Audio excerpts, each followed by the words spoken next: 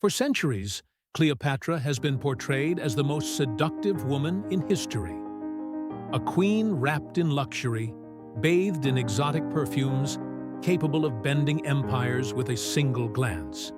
But what if that image was a carefully crafted illusion?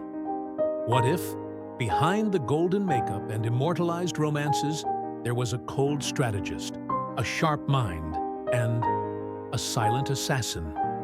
This is not a story about beauty. It's a story about power, manipulation, and blood. Welcome to the dark side of the throne. And before we dive deeper into the shadows of Cleopatra's legacy, make sure to hit the like button, subscribe to the channel, and activate the bell so you don't miss any of our stories that reveal the hidden face of history. If this story is making you rethink everything you knew, leave a comment. We want to hear your theory. Was Cleopatra a queen or a killer? Cleopatra was born in 69 BCE, inside a palace that more closely resembled a silent battlefield. Among golden columns and whispered betrayals, she learned early that in the Ptolemaic dynasty, to reign was to survive. And to survive, you had to know how to strike first. Alongside her younger brother and husband, as tradition dictated, she was meant to rule Egypt. But in that family, alliances lasted less than sand carried by the desert wind. After being exiled by him, Cleopatra returned with force. She allied with Julius Caesar, used the Roman army, and won. Not long after, her brother drowned in the Nile trying to flee. Coincidence? Or the first move of a woman who did not forgive betrayal? Another brother, Ptolemy XIV, was crowned, but he also died young, silently. No war, no illness, no heir. Poison, it seems, was part of the royal arsenal. But it was with Arsinoe IV, her half-sister, that Cleopatra revealed her most ruthless side. Arsinoe led a revolt against her. She was captured and exiled to Ephesus, in a temple considered sacred. Years later, on Cleopatra's orders and with Mark Antony's permission, Arsinoe was murdered right there.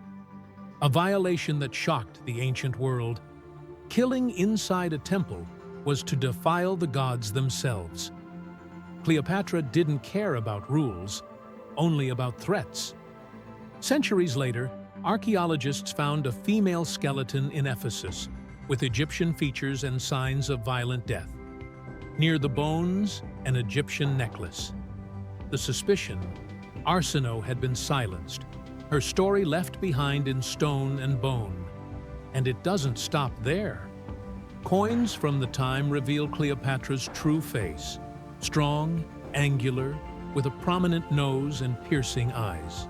Nothing like the glamorized images we know today.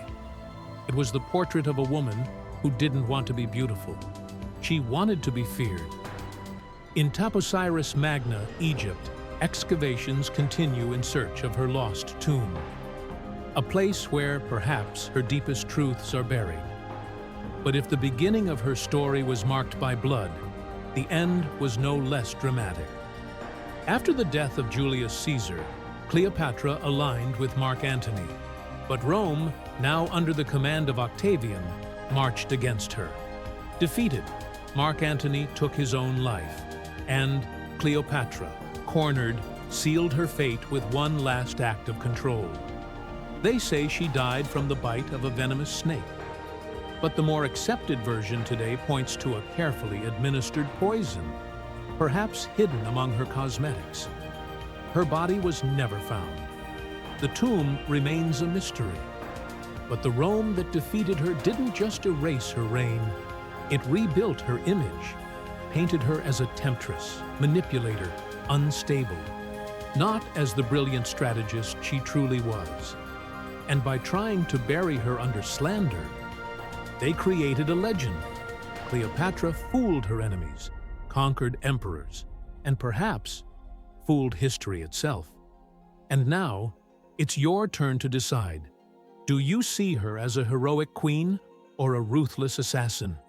Leave your answer in the comments. We read everything.